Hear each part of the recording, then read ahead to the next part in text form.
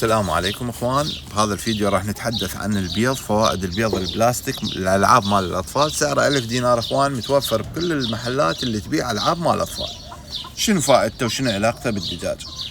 بيه تقريبا 3 فوائد مهمة جدا. اول شيء نحفز الدجاجة على الرقود. يعني شلون على مود تكرك الدجاجة؟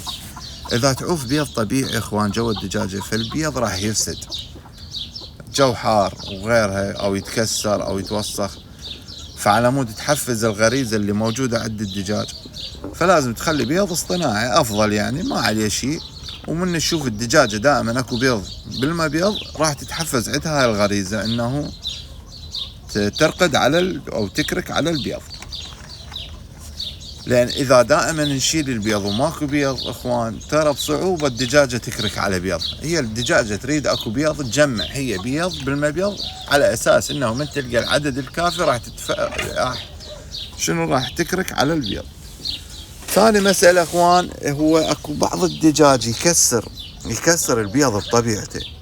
فشلون نتخلص من هاي الطبيعة اللي موجودة بالغريزة اللي عندهم، انه يجي ياكل يكسر البيضة وتاكل؟ هاي هواي يعانون من عند هاي المشكلة.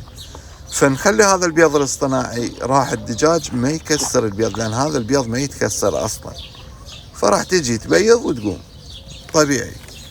هاي الشغلة مجربة اخوان.